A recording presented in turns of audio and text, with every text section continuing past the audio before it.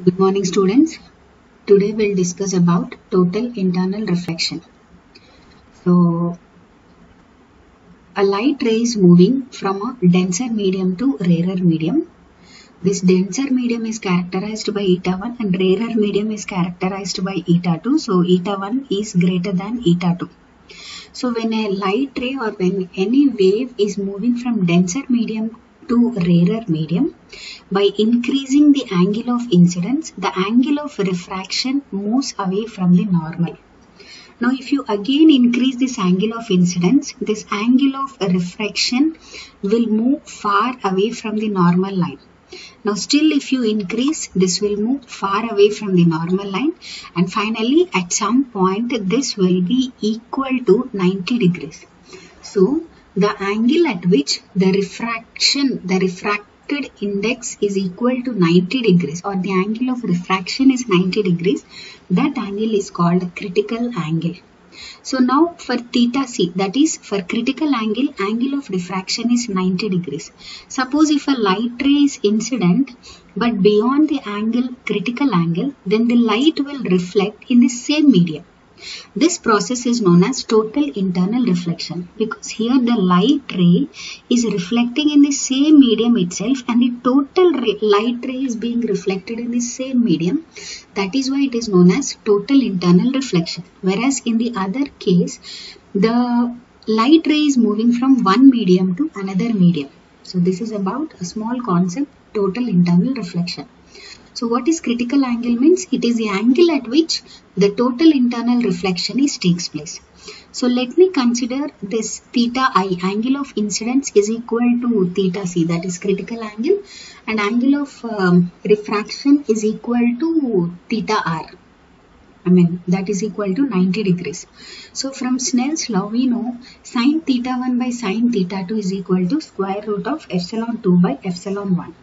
So let me consider this theta 1 is equal to angle of incidence is equal to critical angle and theta 2 is equal to angle of refraction, that is equal to pi by 2. So since pi by 2 is equal to 1, remaining is sin theta c, that is equal to square root of epsilon 2 by epsilon 1. So theta c will be equal to sin inverse square root of epsilon 2 by epsilon 1.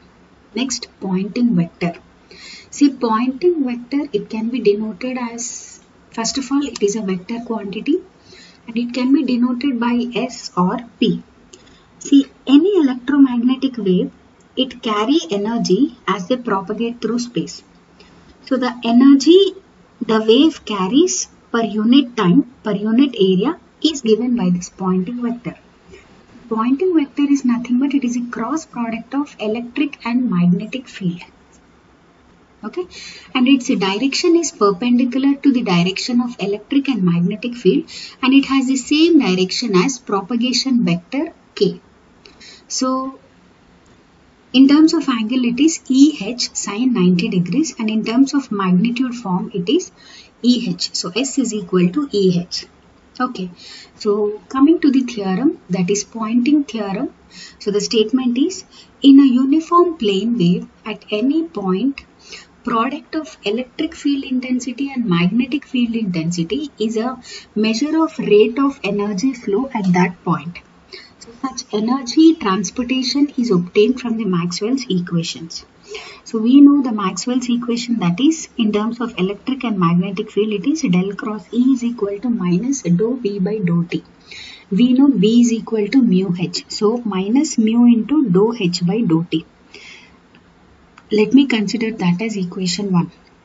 And del cross H is equal to J plus dou D by dou T. J is sigma E and D is epsilon into E. So epsilon dou E by dou T. So let me say this is equation 2. Multiply equation 2 with vector E on both sides. So what happens? E dot del cross H is equal to sigma into E dot E plus epsilon E dou E by dou T. So E dot del cross H is equal to sigma into E square plus epsilon E dou E by dou T. And let me consider this as equation 3. So we have a vector identity. So to solve this, we use a vector identity, that is del dot A cross B, A vector cross B vector is equal to B dot del cross A minus A dot del cross B. So this is, by comparing these two equations, this is E dot del cross A. It is something like this or something like this. Okay, you can use any of these three. So I'll be using this. So A dot del cross B is equal to B dot del cross A minus del dot A cross B.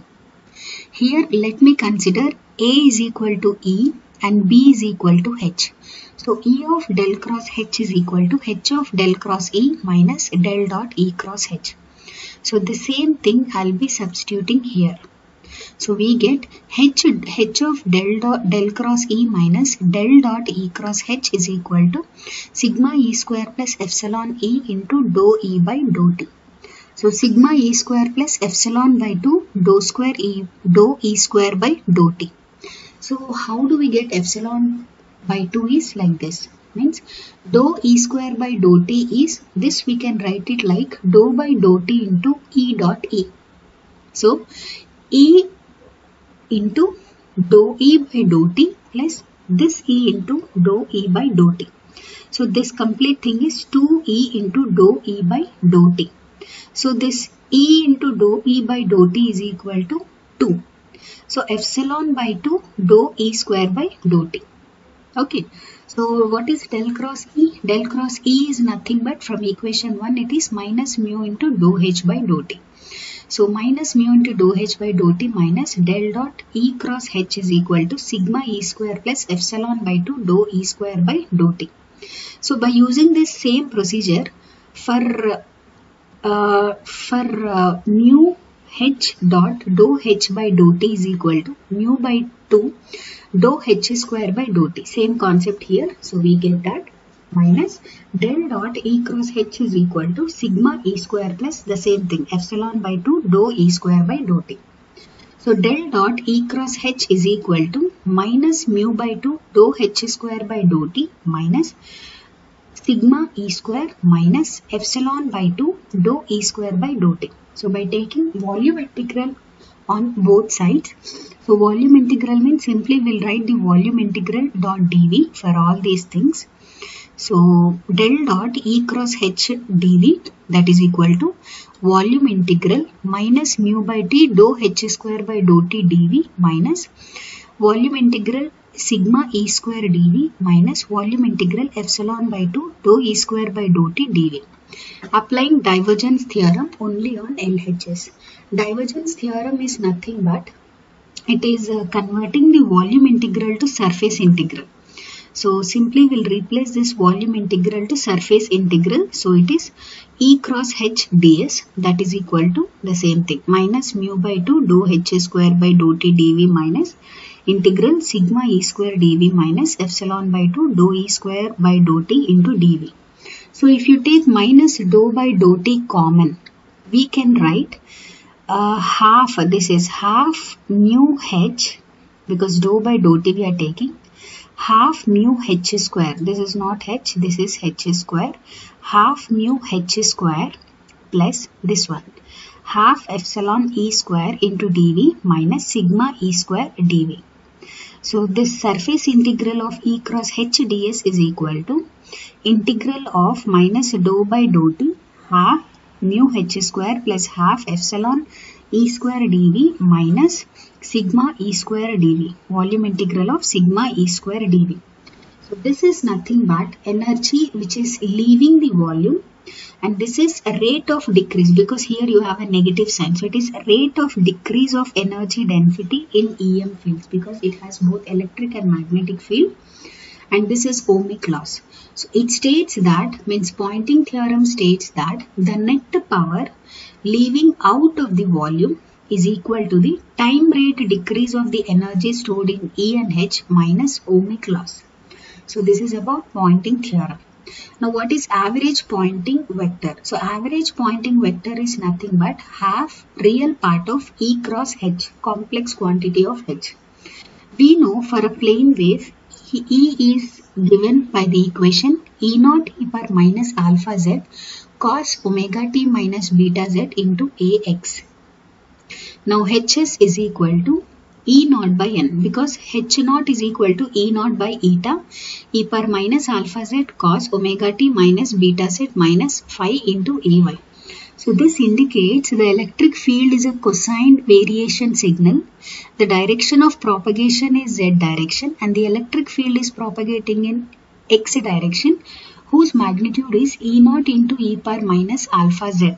Okay, the same thing with this, where here we can write H naught is equal to E naught by eta, where eta is a complex quantity, so it will have both magnitude and angle. So magnitude and angle. So that is why the equation is like this. And the electric field is propagating in x direction and magnetic field is traveling in y direction. So average power is equal to, let me take this, E cross, E is this E. So we get E naught square by eta e power 2 alpha z into cos theta n.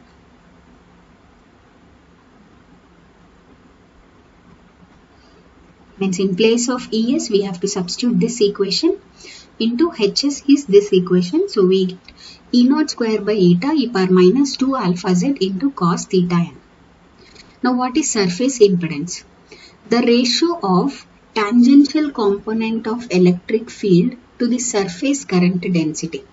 So surface impedance is defined as a ratio of tangential component of electric field to the surface current density. So take a flat plate conductor. Now the current will be flowing in this direction. So impedance is surface impedance. Impedance is denoted as Z. Since it is surface impedance, we denote it as Zs, that is equal to tangential component of E by surface current density. So it is Js. So the current distribution along the Z direction is given by J is equal to J naught e power minus gamma Z. So the linear current density is given as Js is equal to J dot dz. Okay, because the current density is going in Z direction. So it is J dot dz. So integration 0 to infinity J naught e power minus gamma Z into dz. So if you apply the limit, we get J naught by gamma. So on substitution, like Zs is equal to E tan by Js, where Js is equal to J naught by gamma. So you get E tangential dot, J sigma into E tangential, and initially it is J naught by gamma, and next step is J naught is nothing but sigma into E. So gamma by sigma is equal to this, and this will get cancelled. So gamma by sigma is equal to Zs. So we know gamma is a propagation constant, that is equal to J omega mu into sigma plus J omega epsilon. For good conductor, sigma is very much greater than omega epsilon, so we get only sigma. So square root of J omega mu sigma. So Zs is equal to square root of J omega mu sigma by sigma. So we get square root of J omega mu by sigma. So this can be written as square root of omega mu by sigma into angle 45 degrees. So for a good conductor, the angle is 45 degrees, and for a good dielectric, the angle is 0 degrees. So for a good conductor, we know its intrinsic impedance is square root of J omega mu by sigma. So finally, the surface impedance is equal to the intrinsic impedance for a good conductor. Now what is the power loss in a plane conductor? So the power loss in a plane conductor is nothing but the amount of energy flow through the surface of the conductor. We know eta is equal to E by H. So E is equal to eta into H. So the average Poynting vector is given as half real part of E tangential cross H tangential. So half E tangential H tangential cos 45 degrees. So since 45 degrees is means E cross H is equal to EH cos theta. So E tangential, H tangential, and since it is a perfect conductor, the angle is 45 degrees. So cos 45 is 1 by root 2. So 1 by 2 root 2 E tangential, H tangential. In terms of eta, it is 1 by 2 root 2 eta H tangential whole square, and 1 by 2 root 2 E tangential whole square by eta. And in terms of, we know that surface impedance is equal to intrinsic impedance. In place of eta, if we write Zs, it is 1 by 2 root 2 Zs h tan whole square, that is equal to 1 by 2 root 2 E tangential whole square by Zs. This is nothing but surface impedance. Thank you.